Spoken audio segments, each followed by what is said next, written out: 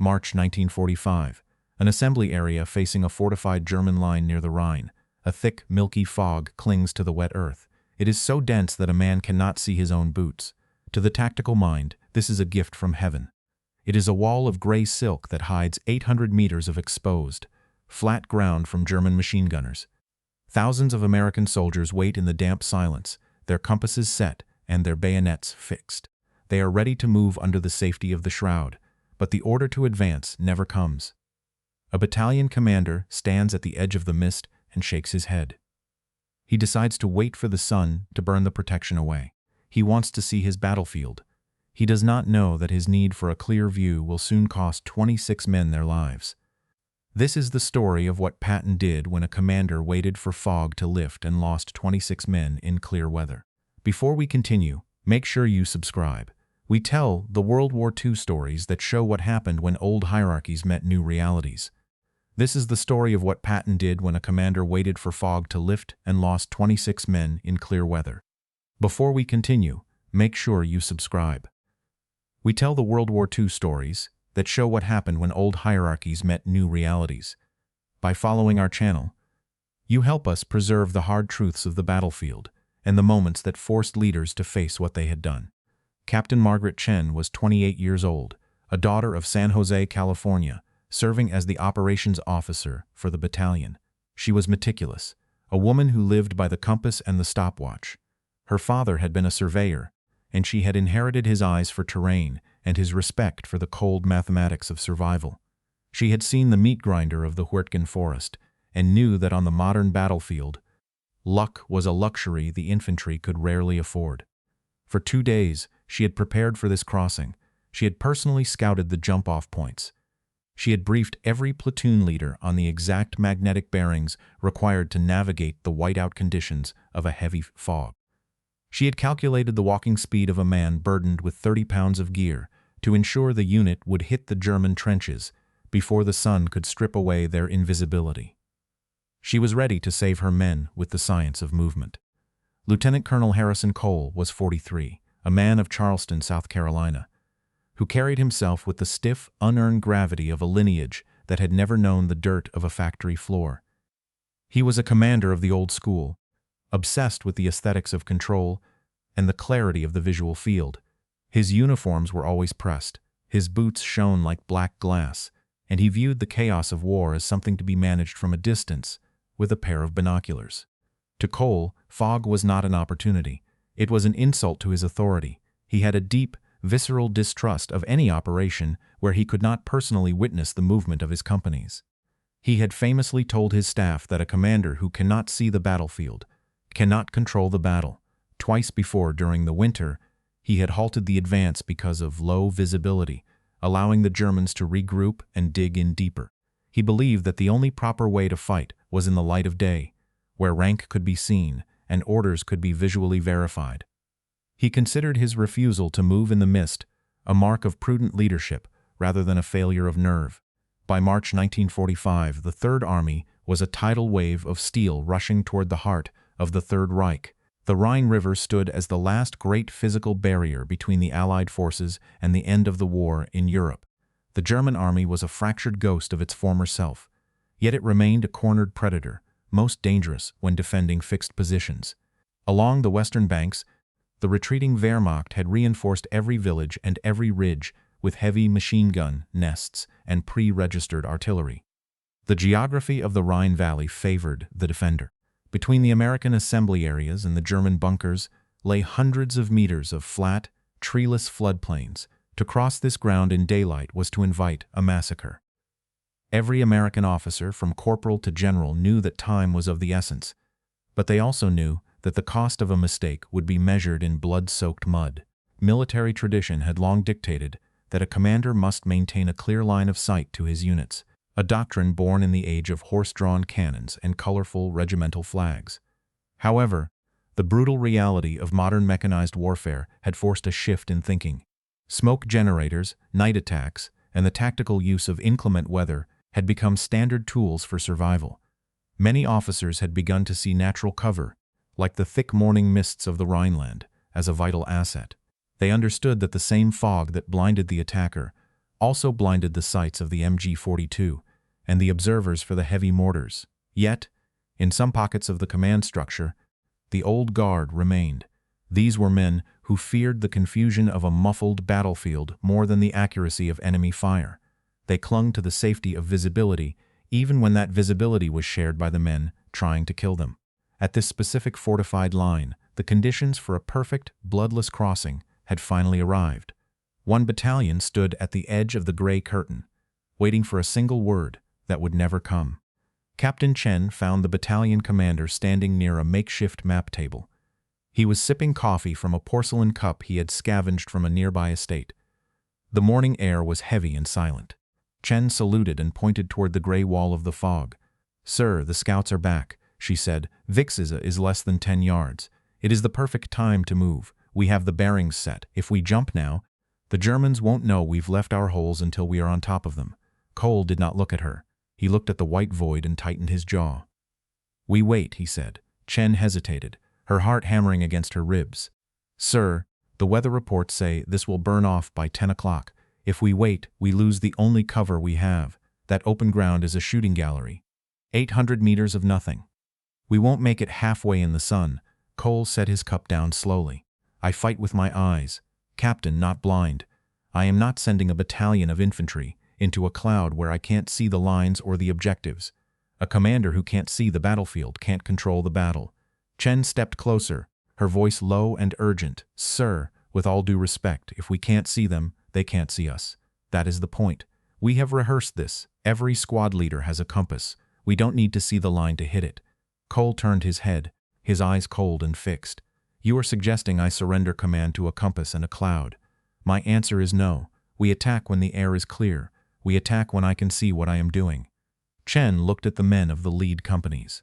They were shivering in the damp, watching their officers. "Sir, if we wait for visibility, we give the enemy the same visibility. They have those machine guns sighted in. They will slaughter us." Cole straightened his jacket and smoothed the lapel. "That is enough, Captain. You have your orders. Cancel the dawn jump. We move at 1100 hours. Chen felt a hollow coldness in her stomach that had nothing to do with the weather. She turned and walked toward the radio tent. She knew what was coming. 3 hours later, the sun broke through. The fog vanished as if it had never been there.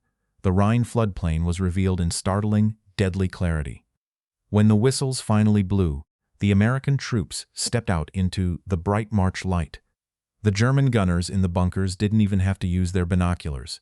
They simply opened fire. Within 20 minutes, the field was littered with olive-drab shapes that didn't move. 26 men were hit before they reached the halfway point. The report of the failed advance and the rejected fog plan reached Patton's headquarters within the hour. Patton arrived within the hour. The roar of his custom jeep cut through the heavy silence of the battalion command post. The vehicle skidded to a halt in the mud, and the general stepped out before the dust had even settled. He was in full dress uniform, his 4 stars catching the midday sun. The ivory revolvers on his belt were unmistakable. He did not say a word as he walked past the sentries, his eyes scanning the wounded men being loaded into ambulances. He walked straight into the command tent where Lieutenant Colonel Cole sat. The air in the room seemed to vanish. Every officer present snapped to attention, their eyes fixed on a point in the distance. Patton did not tell them to stand at ease. He stood in the center of the tent, his riding crop tucked under one arm, and looked at Cole. "How many men did you lose on that field this morning, Colonel?" Patton asked. His voice was low and thin, vibrating with a controlled, dangerous energy. Cole cleared his throat and stood up. 26 casualties, General. We encountered heavy resistance from the fortified line." Patton took a step closer. "Was there fog on that ground at dawn?" Cole nodded. "There was, sir. It was a complete whiteout. Total zero visibility." Patton tilted his head. "And did your operations officer present you with a plan to cross that ground using compass bearings while the fog was still thick?" Cole hesitated, then straightened his spine. "She did, General. But I made the executive decision to delay. I believe a commander who cannot see the battlefield cannot control the battle. I refused to lead my men into a blind trap." Patton leaned in until he was inches from Cole's face. "You believe you need to see to command," he said. "You sat here in the safety of this tent and waited for the sun to come out so you could feel like you were in control. You treated the battlefield like a chessboard in a parlor. You wanted to see the grass. You wanted to see the bunkers. And in doing so, you gave the Germans exactly what they wanted. You gave them the light. You gave them the targets. You gave them 26 American lives, because your personal comfort with visibility was more important than the tactical reality of concealment. Notcher handed you a gift this morning. She gave you 800 meters of gray silk to wrap your men in.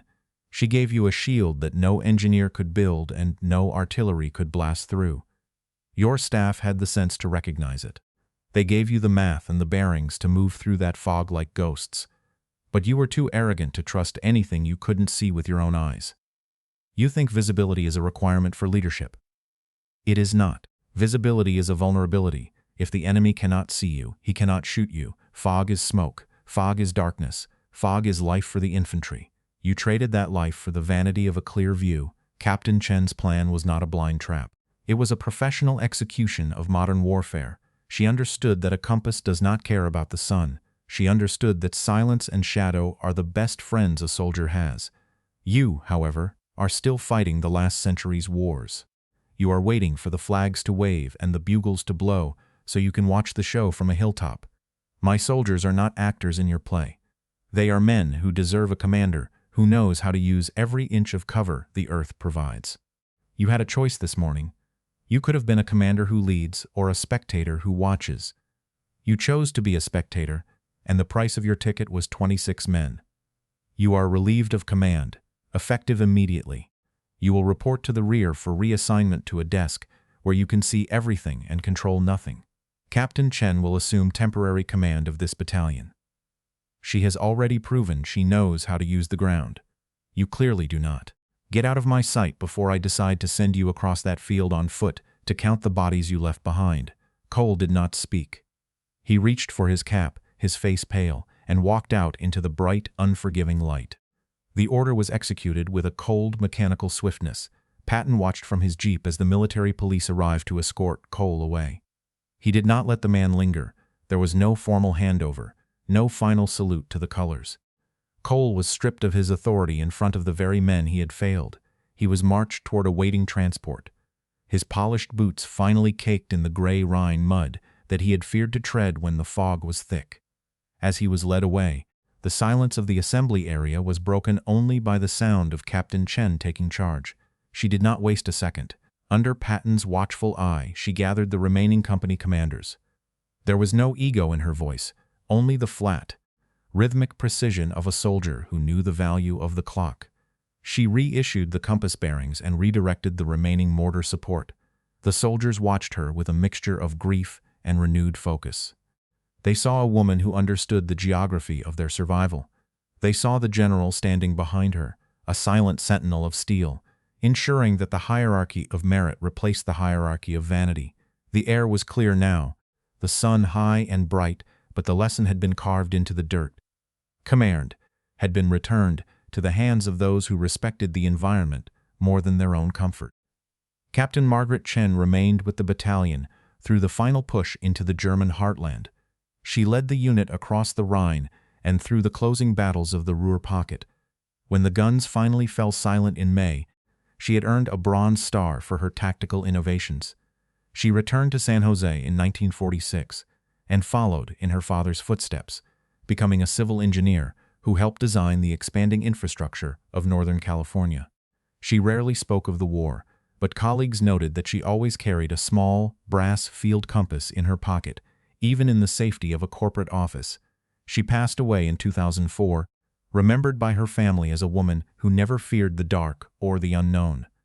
Harrison Cole's military career effectively ended that afternoon in the Rhine mud.